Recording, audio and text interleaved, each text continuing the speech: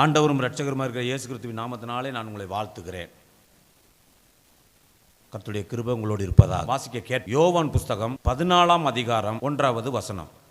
உங்கள் இருதயம் கலங்காதிருப்பதாக, தேவனிடத்தில் விசுவாசமாய் இருங்கள், என்னிடத்திலும் விசுவாசமாய் இருங்கள். ஆமென்.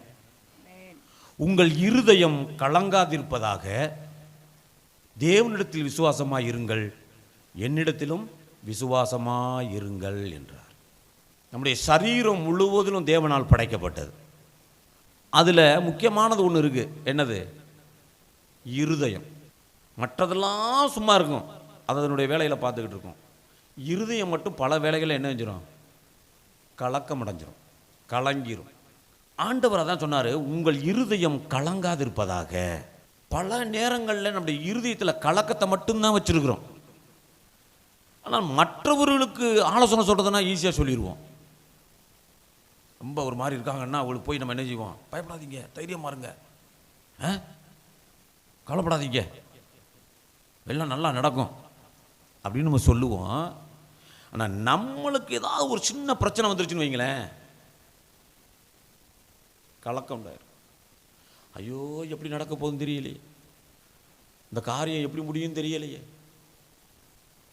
இதை எப்படி செயல்படுத்தி முடிக்க போகிறோம்னு தெரியலையே, இது சக்ஸஸாக முடிஞ்சிருமா, இந்த கேள்வி வந்துடும். யோபு 4:3-4-5 வசனங்களை வாசிப்போம். இதோ, நீர் அநேகருக்கு புத்தி சொல்லி இளைத்த கைகளை திடப்படுத்தினீர், விழுகிறவனை உம்முடைய வார்த்தைகளால் நிற்க பண்ணி தள்ளாடுகிற முழங்கால்களை பலப்படுத்தினீர். இப்பொழுதோ துன்பம் உமக்கு நேரிட்டபடியினால் ஆயாசப்படுகிறீர், அது உம்மை தொட்டதினால் கலங்குகிறீர். அநேகருக்கு நீங்கள் ஆலோசனை சொன்னீங்க, சோர்ந்து போனவங்களுக்கெல்லாம் நீங்கள் என்ன செஞ்சீங்க? ஆலோசனை கொடுத்தீங்க, தைரியப்படுத்தினீங்க. ஆனால் உங்களுக்கு ஒரு பிரச்சனைன்னா நீங்கள் என்ன செஞ்சிருக்கீங்க? கலங்கியிருக்கீங்க. இப்போ இந்த மனிதனுக்கு இந்த கலக்கம் எங்கே இருந்துங்க வருது? எப்படி வருது இந்த கலக்கம்? ஆண்டவர் பார்த்து சொன்னார், உங்கள் இருதயம் கலங்காதிருப்பதாகன்னு சொன்னார். இந்த கலக்கம் எங்கே இருந்து ஆரம்பிக்குது? நீ நல்லா பார்த்தீங்கன்னா யோபு 15:24 வாசிப்போம். இக்கட்டும் நெருக்கமும் அவனை கலங்க பண்ணி. போதும். இக்கட்டும் நெருக்கமும், எப்பெல்லாம் நெருக்கப்படுகிறோமோ, எப்பெல்லாம் நம்மளுக்கு சூழ்நிலை இக்கட்டான ஒரு சூழ்நிலை உண்டாகுதோ, அப்போ ஆட்டோமேட்டிக்காக கலக்கம் வந்துடும். நீங்கள் லூக்கா புஸ்தகம் 10ஆம் அதிகாரம் 41ஆம் வசனம் வாசிச்சு பார்த்தா, இயேசு அவளுக்கு பிரதியுத்தரமாக, மார்த்தாளே மார்த்தாளே, மார்த்தாளே மார்த்தாளே, நீ அநேக காரியங்களை குறித்து கவலைப்பட்டு கலங்குகிறாய். பிரியமானவர்களே, ஒரு மனிதனுடைய வாழ்க்கையில் ஃபர்ஸ்ட் உண்டாகிறது என்ன தெரியுமாங்க? ஒரு பிரச்சனை, நெருக்கம், இக்கட்டு, தப்பிக்க முடியாத ஒரு சூழ்நிலை வருதுன்னு வைங்க. என்ன பண்ணுறதுன்னு தெரியலையேங்கிற ஒரு சூழ்நிலை வருதுன்னு வைங்க. இப்போ ஃபஸ்ட்டு என்ன வரும்னா கவலை உண்டாகும் இருதயத்தில்.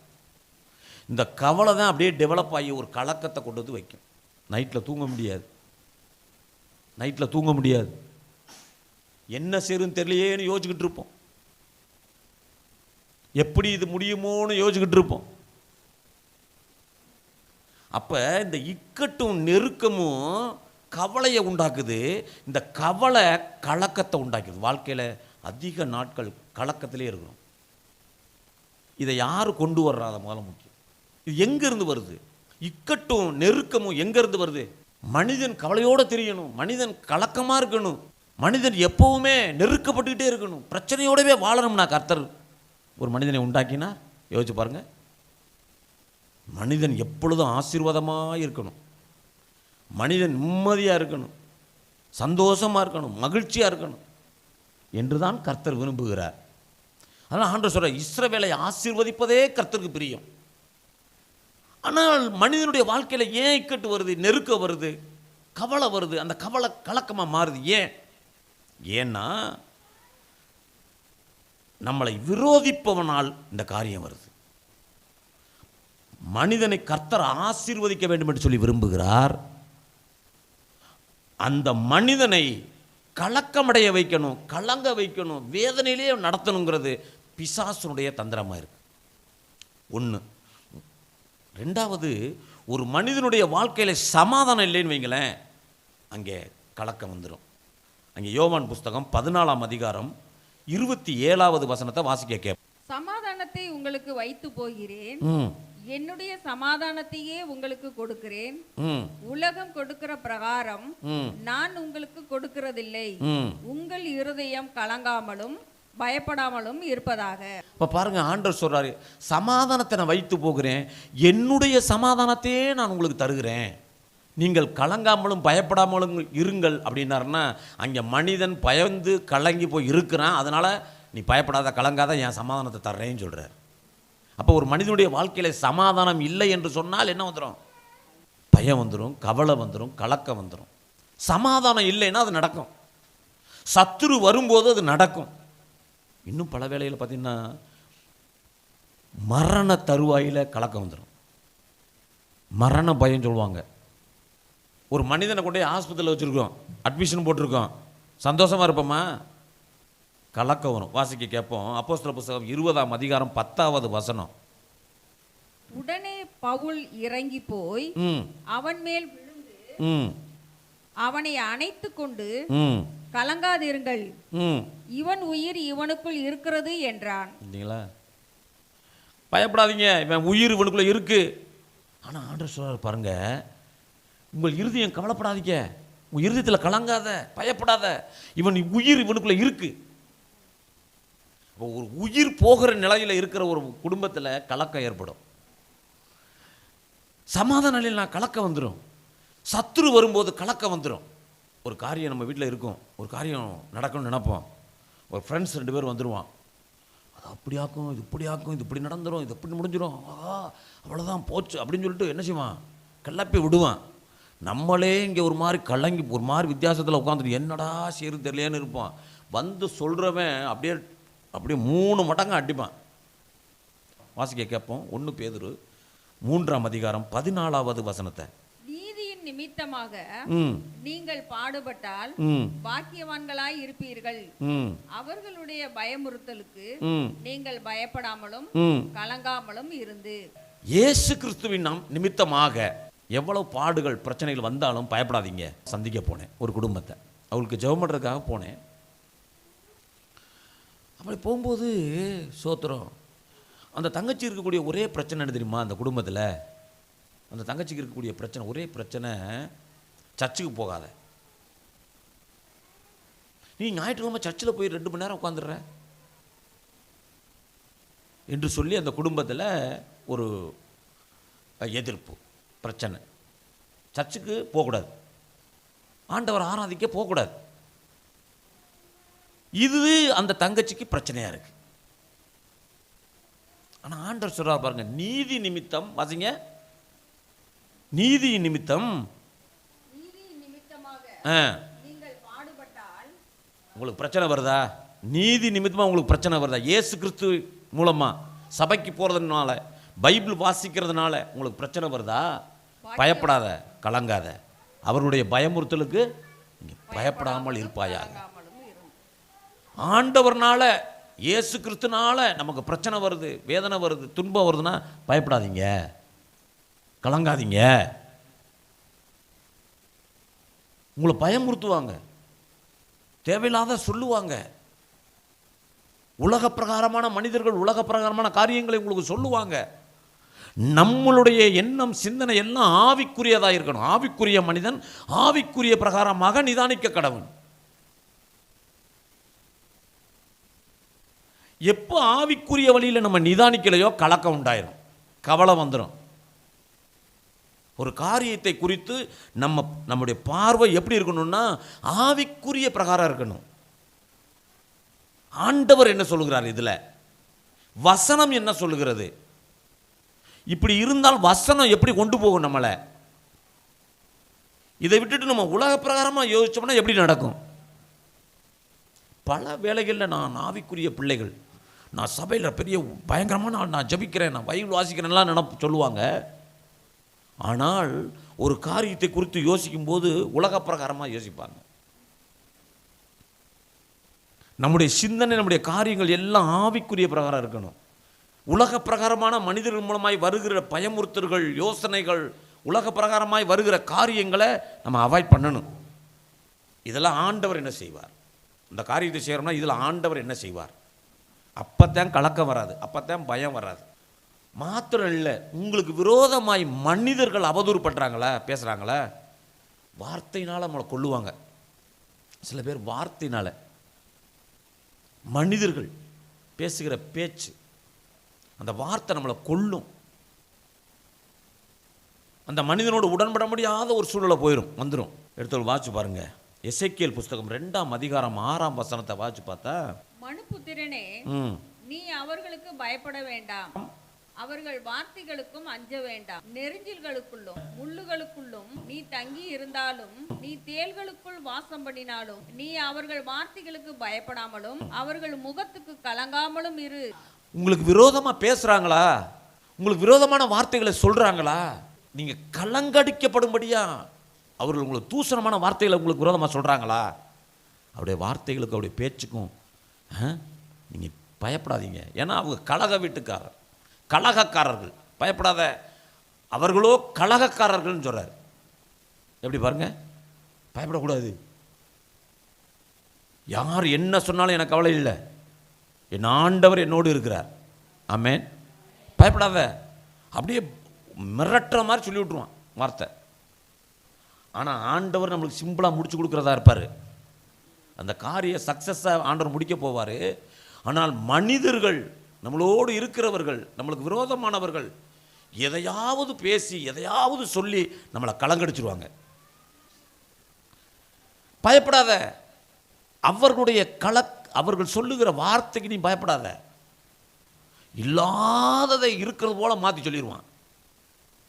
மனிதர்கள் உங்களுக்கு விரோதமான காரியங்களை சொல்லுவாங்க. மனிதர்கள் உங்களை அப்படியே குழப்புவான், எதையாவது சொல்லிடுவான்.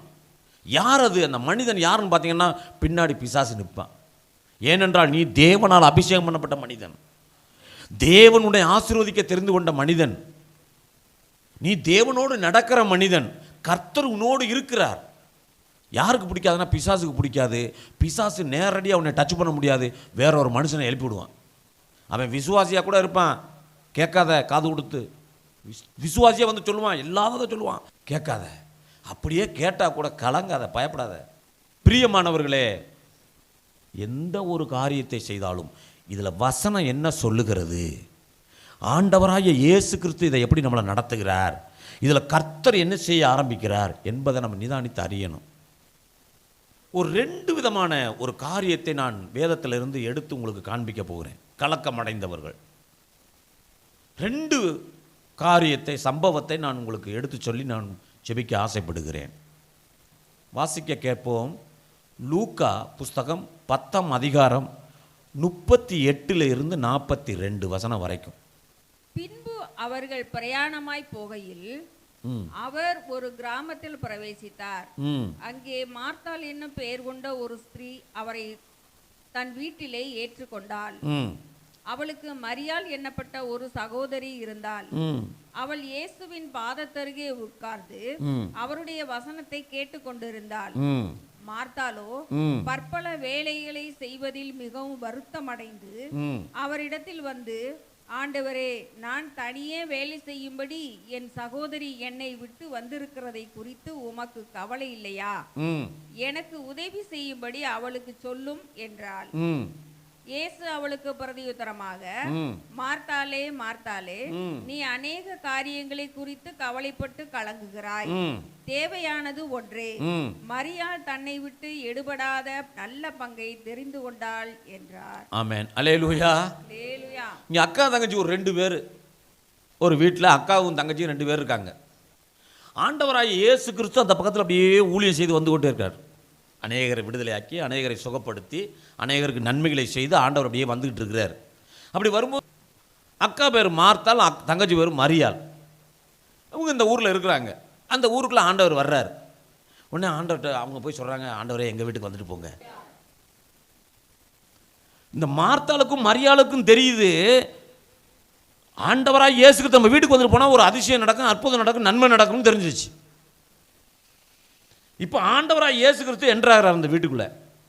உள்ளே போன உடனே மார்த்தாளுக்கோ சந்தோஷம் தாங்கலை.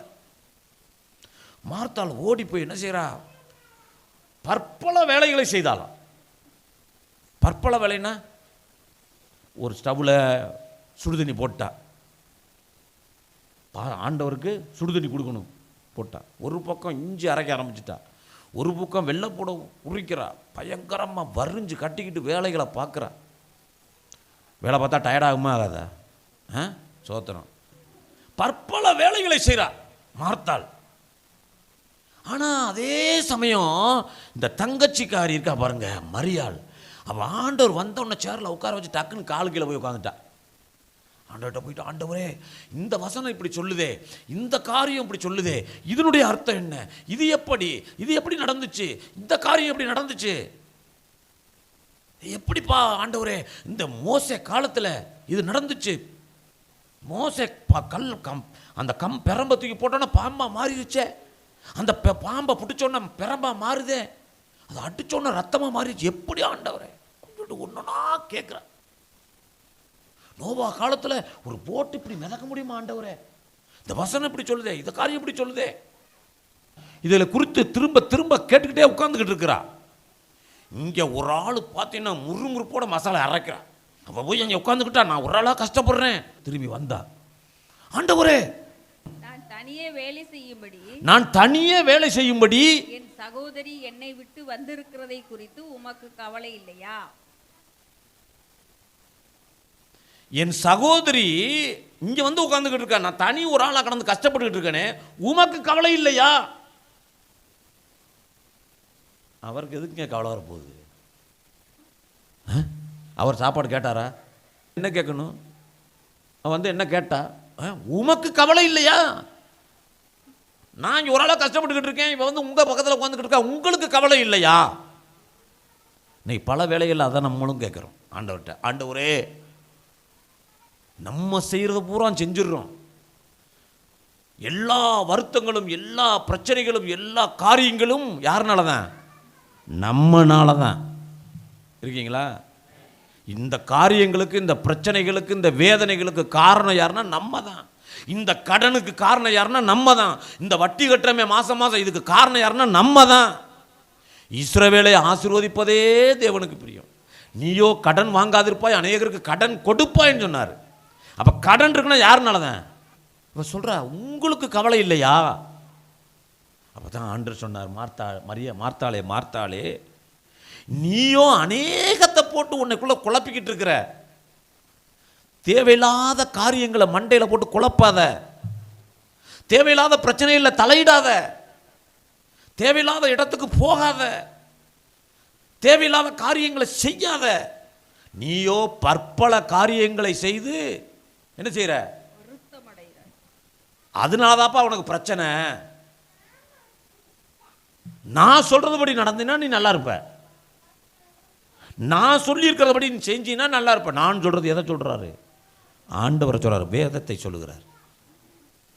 இந்த வேதத்தின்படி இருந்தீங்கன்னா நீ நல்லா இருப்ப, இந்த வேதத்தின்படி நடந்தீங்கன்னா உன் வாழ்க்கை நல்லா இருக்கும். இந்த பிரச்சனைகளுக்கு காரணம் நீதான். சொல்றாரு பாருங்க, நீ பற்பல வேலைகளை செய்து வருத்தமடைஞ்சிருக்கிற. தேவையானது ஒன்றே, மரியாள் தன்னை விட்டு எடுபடாத நல்ல பங்கை தெரிந்து கொண்டாள் என்றார். இவளோ நல்ல பங்கை தெரிந்து கொண்டாள். நீ தேவையில்லாத காரியத்தை செஞ்சிட்டியேம்மா, நீ தேவையில்லாத காரியத்தை கேட்கிறியே, நீ தேவையில்லாத காரியங்களை தலையிடுறியே, உனக்கு தேவையா இது? இந்த வருத்தமும் இந்த பிரச்சனையும் இந்த பாடும் எதனால்னா உன்னால தானம்மா. பாரு, இவ பாரு, வசனத்தின்படி வாழ ஆரம்பிச்சிட்டா, வசனத்தை கேட்கிறா, தியானம் வைக்க ஆரம்பிச்சிட்டா, என்னிடத்துல இருக்கிறா, என் சமூகத்துக்கு வந்துட்டா. என்றைக்கு ஒரு மனிதன் தேவனை சார்ந்து வாழ்கிறானோ அவனுக்கு பிரச்சனை இல்லைங்க. என்றைக்கு வேத வசனத்தின்படி தன்னுடைய வாழ்க்கையை அமைக்கிறானோ அவனுக்கு பிரச்சனை இல்லைங்க. தேவனை விட்டுட்டு, தேவனுடைய காரியங்களை விட்டுட்டு, தேவ சித்தத்தை விட்டுட்டு நமக்கு பிரியமானதை செய்ய ஆரம்பிக்கிற பொழுது இப்ப நல்லா இருக்கும். கர்த்தர் உங்களோட தான் பேசுறார். இன்னைக்கு நல்லா தான் இருக்கும். ஆனால் அவர் சொல்றார், நீ தேவையில்லாத காரியத்தை செஞ்சுக்கிட்டு இருந்தியே. ஆனா இவள் நல்ல பங்க தேவ சமூகத்தில் வந்து உட்கார்ந்து இருக்கிறா, வசனத்தை கேட்கிறா, வசனத்தின்படி வாழ தன்னை ஒப்பு கொடுக்கிறா, வசனத்தை அங்கீகரிக்கிறா. நம்முடைய வாழ்க்கையில தேவையானது ஒண்ணு, நல்ல பங்கு. நல்ல பங்கு எது? வேதம் தெளிவாய் சொல்லுகிறது. யோவான் 14:6. அதற்கு இயேசு, நானே வழியும் சத்தியமும் ஜீவனுமாய் இருக்கிறேன் போதும் என்றார். அதுக்கு இயேசு நானே வழி, நானே சத்தியம், நானே ஜீவன் என்றார். இவ யாரை தெரிந்து கொண்டா? நல்ல பங்கு எது? இயேசு. அல்லேலூயா சொல்லுங்க. அவ வசனத்தை போய் கேட்கிறா. அதான் ஆண்டவர் சொன்னார், நானே சத்தியம். சத்தியம்னா வசனம். நானே வழியும், நானே சத்தியமும், நானே ஜீவனுமா இருக்கிறேன்னாரு.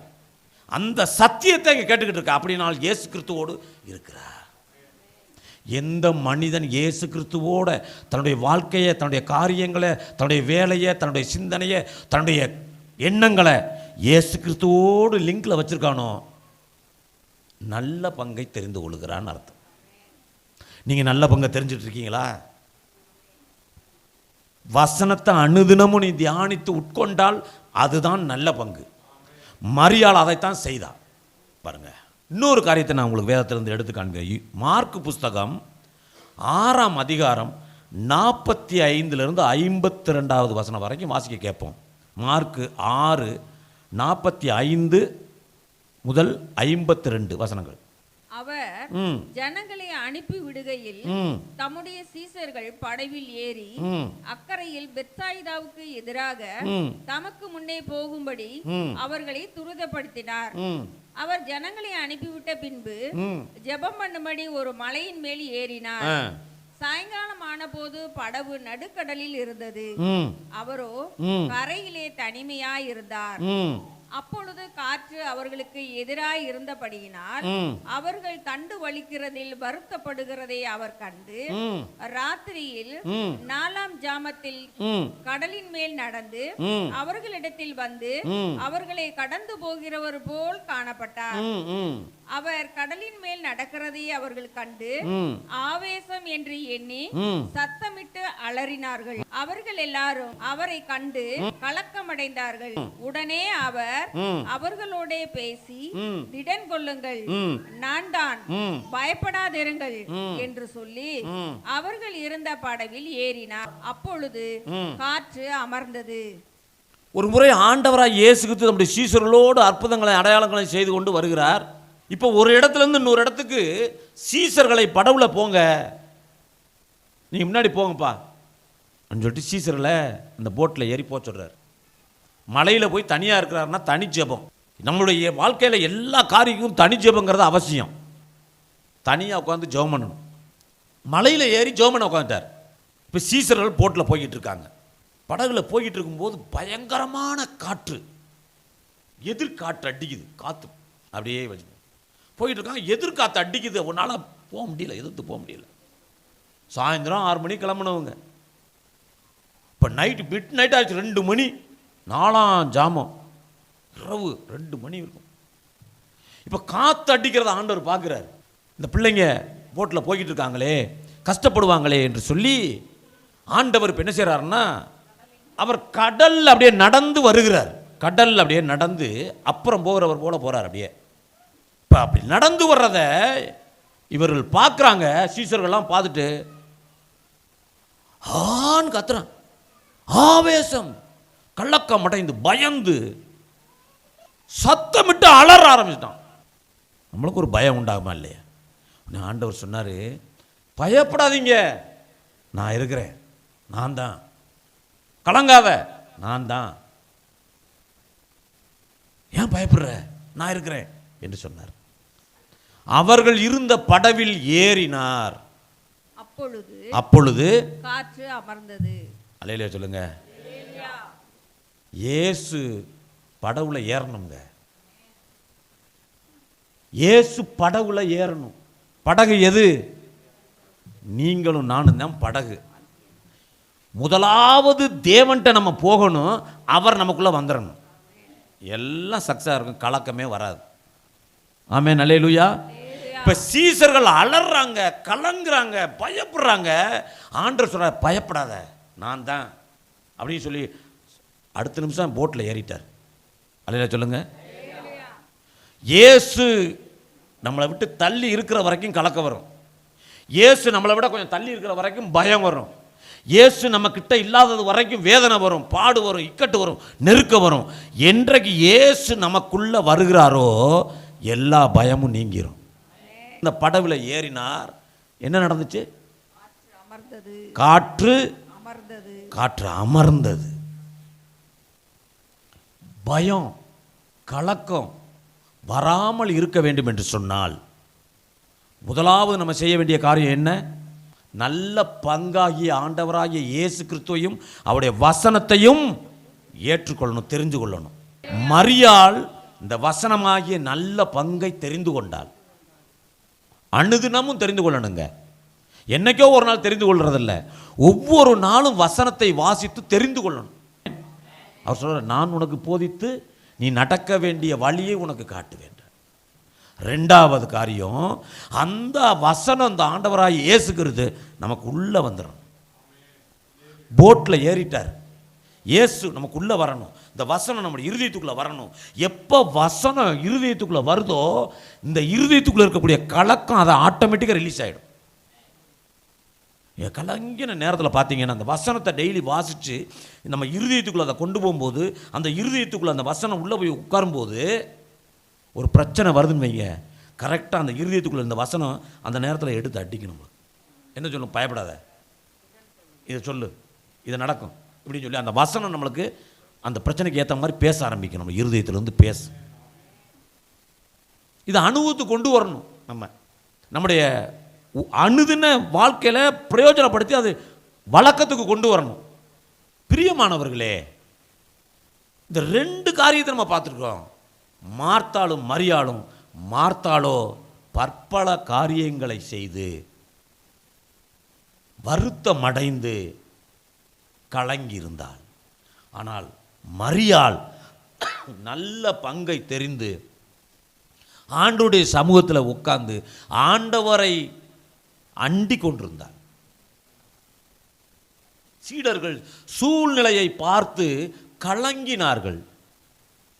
நம்முடைய வாழ்க்கையிலையும் நடக்கக்கூடிய காரியங்கள், சூழ்நிலை நம்ம பயப்படுகிற ஒரு சூழ்நிலையாக இருக்கலாம், கலங்கி போயிருக்கிற சூழ்நிலையாக இருக்கலாம்.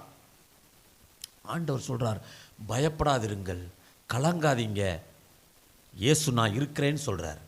நான் உனக்குள்ளே வர்றேன், நான் வந்துடுறேன், பயப்படாத என்று சொல்லுகிறார். என்னைக்கு ஆண்டவர் இயேசு நமக்குள்ளே வருகிறாரோ அன்றைக்கு இந்த கலக்கம், இந்த பயம் நம்மளை விட்டு போகும். ஏன் இந்த சீசர்கள், இந்த இவர்களுக்கு வரக்கூடிய அந்த பயம் எதனால் வந்தது? என்னால் வந்ததுன்னா, இந்த சீசர்களுடைய இருதயம் கடினப்பட்டு போச்சு. ஏன் கதறணும், பயப்படணும்? அவர்கள் அது வரைக்கும் யார் கூட இருந்தாங்க? போட்டில் ஏறி வர்றது வரைக்கும் யார் கூட இருந்தாங்கல்ல? அங்கே அற்புதங்களையும் அடையாளங்களையும் பார்த்தார்கள்ல. ஆண்டவராய் இயேசு கிறிஸ்துவோட கூட இருந்தவங்க.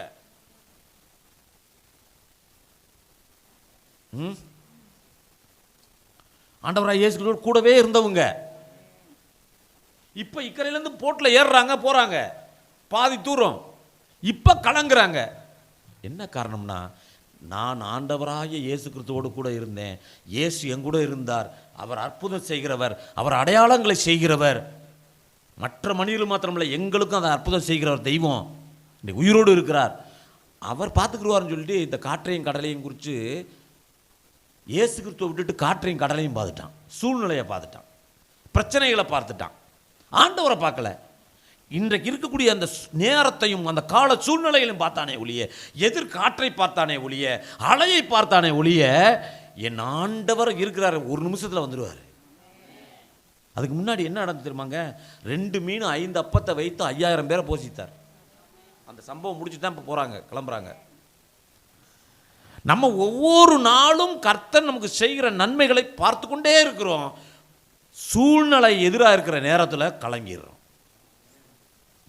பிரச்சனை வர்ற நேரத்தில் கலங்கிடுறோம், வேதனை வருகிற நேரத்தில் கலங்கிடுறோம், பாடுகள் வர்ற நேரத்தில் கலங்கிடுறோம். ஆனால் அநேகருக்கு ஆலோசனை சொல்கிறோம், மற்றவர்களுக்கு சொல்லும்போது நல்லா சந்தோஷமாக சொல்லிடுறோம். நமக்கு சூழ்நிலை சாதகம் இல்லாத நேரத்தில் கலங்கிடுறோம், பயப்படுறோம். என்ன காரணம் தெரியுமாங்க? ஆண்டவர் மேலே இருக்கக்கூடிய விசுவாசம் இல்லாமல் போயிடுது. இதுவரைக்கும் நடத்தின தெய்வம், இதுவரைக்கும் நன்மை செய்த தெய்வம் இனிமேலும் எனக்கு செய்வாருங்கிறத நம்ம மறந்து போயிடுறோம். அவர் மேலே வைத்திருக்கிற விசுவாசத்தை விட்டுறோம். சீசர்கள் விட்டுட்டாங்க விசுவாசத்தை. அதனால தான் ஆண்டவர் சொன்னார், உங்கள் இருதயம் கலங்காதிருப்பதாக தேவன் மேலே விசுவாசம் உள்ளவர்களாக இருங்க, என் மேலேயும் விசுவாசமாக இருங்கன்னார். இயேசு மேலே விசுவாசம் வைக்கணும். இயேசு என்னோடு கூட இருக்கிறார், நான் நல்ல பங்கை தெரிந்து கொண்ட மனிதன், இயேசு எனக்குள்ளே இருக்கிறார் என்ற அந்த விசுவாசம் நம்மளுக்குள்ள வரணும். என்றைக்கு ஒரு மனிதனுடைய வாழ்க்கையில இயேசு எனக்குள்ள இருக்கிறார் என்று விசுவாசிக்கிறோமோ அன்னைக்கு தான் பயம் வராது, அன்னைக்கு தான் கலக்கம் வராது. எல்லாவற்றையும் என் ஆண்டவர் இயேசு பார்த்துக் கொள்வார். இயேசுவே வீட்டின் தலைவர்னு போர்டு போடுறதுனால இல்லை, இயேசு எனக்குள்ள இருக்கிறாருங்கிற அந்த விசுவாசம் வரணும். நான் நல்ல பங்கை தெரிந்து கொண்டவன், எதுவும் என்னை அசைக்க முடியாது, எந்த சத்ருடைய திட்டமும் எனக்கு விரோதமாய் வர முடியாது என்ற ஒரு விசுவாசம் நம்மள வரணும். அதனால தான் ஆண்டவர் சொன்னார், தேவனிடத்தில் விசுவாசமாயிருங்க, என்னிடத்திலும் விசுவாசமாயிருங்க. இயேசு என்னோடு கூட இருக்கிறார், அவருடைய பிரசன்னம் அந்த வீடு முழுவதும் நிரம்பி இருக்கிறது. அவர் எனக்குள்ள ஆவியாக இருக்கிறார், அந்த பரிசுத்த ஆவியானவரை நடத்துவார், அவர் எனக்கு போதிப்பார், எனக்கு கற்றுத்தருவார், என்னை குறைவில்லாமல் நடத்துவார். ஏனென்றால் நான் நல்ல பங்கை தெரிந்து கொண்ட மனிதன் என்ற விசுவாசம் நம்மளுக்கு வரணும். அப்போ உங்கள் இருதயம் கலங்காமல் இருக்கணும்னா 2 காரியம். ஒன்று, மரியாளை போல நல்ல பங்கை தெரிந்து கொள்ளணும். மாத்திரம் இல்லை, இயேசு என்னோடு கூட இருக்கிறார் என்ற விசுவாசம் நம்ம வைக்கணும். தேவனிடத்துலையும் விசுவாசம் வைக்கணும், இயேசு கிறிஸ்து மேலேயும் விசுவாசம் வைக்கணும். எந்த பிரச்சனையும் என்னை ஒன்றும் செய்ய முடியாது. பிரச்சனை வரும், ஆனால் என்னை ஒன்றும் செய்ய முடியாது. காற்று அடிக்கும், கடல் பொங்கும், என்னுடைய ஆவிக்குரிய வாழ்க்கைக்கு, என்னுடைய வாழ்க்கைக்கு, என் குடும்பத்துக்கு விரோதமாய் பிசாசு தந்திரமான காரியங்களை செய்வான். ஆனால் ஜெயம் எனக்கு தான், வெற்றி எனக்கு தான்ங்கிற விசுவாசம் நமக்குள்ள வரணும். உங்கள் இருதயம் கலங்காதிருப்பதாக. மார்த்தாளை போல பற்பல காரியங்களை உங்களுடைய இருதயத்தில் போட்டு குழப்பிக்கிட்டு இருக்காதீங்க.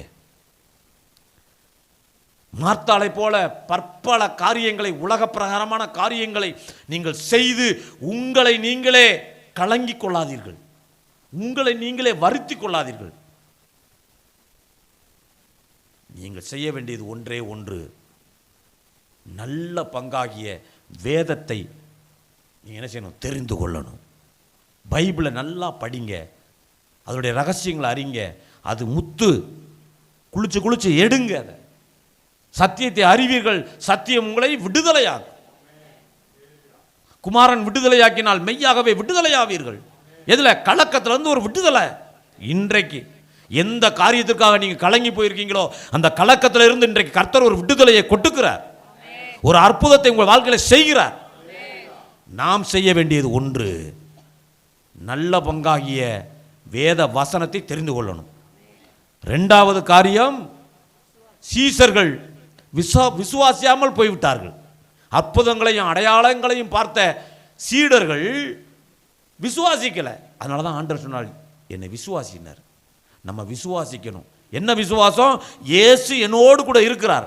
படவுல ஏறின இயேசு இன்றைக்கு என்னுடைய வாழ்க்கையில் ஏறி இருக்கிறார், என் உள்ளத்தில் இருக்கிறார், என் இருதயத்துக்குள்ள இருக்கிறார். அவர் எல்லாவற்றையும் பார்த்து கொள்வார்.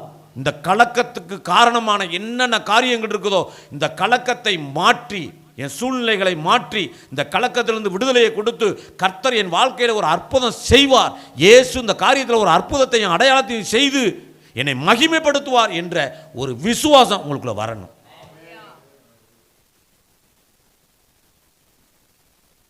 கடைசியாக பிரியமானவர்களுக்கு சொல்லுகிறேன், யோவான் புஸ்தகம் மறுபடியும் 14ஆம் அதிகாரம் 1ஆம் வசனத்தை வாசிப்போம். உங்கள் இருதயம் கலங்காதிருப்பதாக, உங்கள் இருதயம் கலங்காதிருப்பதாக தேவனிடத்தில் விசுவாசமாய் இருங்கள், என்னிடத்திலும் விசுவாசமாய் இருங்கள். ஆமென். அல்லேலூயா. விசுவாசிங்க, இயேசு உங்களோடு இருக்கிறார், உங்களுக்கு ஒரு அற்புதம் செய்வார், உங்களுக்கு ஒரு அடையாளத்தை செய்வார், உங்களுக்கு எதிராக இருக்கிற சூழ்நிலைகளை எல்லாம் மாற்றுவார். விசுவாசிங்க. ஒருவேளை கலங்கி இருந்தா இன்றைக்கு கலக்கங்கள் மறைவதாக ஜெபிக்கிறேன். எல்லாம் கண்களை மூடி நம்ம ஜெபிக்கலாம். பரிசுத்தமும் அன்பும் கிருபையும் இரக்கமும் நிறைந்த நல்ல தகப்பனே, இன்றைக்கு அநேகருடைய வாழ்க்கையில் அவருடைய இருதயம் கலங்கி இருக்கிறத நாங்கள் பார்க்கிறோம். ஆண்டவரே, அவருடைய இருதயத்தினுடைய கலக்கத்தை எடுங்க. நல்ல பங்காகிய அந்த வசனத்தையும் அந்த வார்த்தையையும் உண்மையும் கேட்டுக்கொண்டிருக்கிற பிள்ளைகள் அறிந்து கொள்வார்களாக, நல்ல பங்காகிய வசனத்தை தெரிந்து கொள்வார்களாக. மாத்திரமல்ல ஆண்டவரே, நீர் ஒவ்வொருடைய இருதயத்திற்குள்ளும் நீ இருந்து நீர் கிரியைகளை நடப்பிப்பீராக. அவருடைய வாழ்க்கையில் அற்புதங்கள் நடக்கட்டும், அதிசயங்கள் நடக்கட்டும், கலக்கங்கள் மறையட்டும். இயேசு கிறிஸ்துவின் நாமத்தினாலே ஒவ்வொருவரையும் ஆசீர்வதிக்கிறேன். நீரும் அப்படியே செய்து வழி நடத்தும். இயேசுவின் நாமத்தில் ஒப்புக் கொடுக்கிறோம் நல்ல பிதாவே.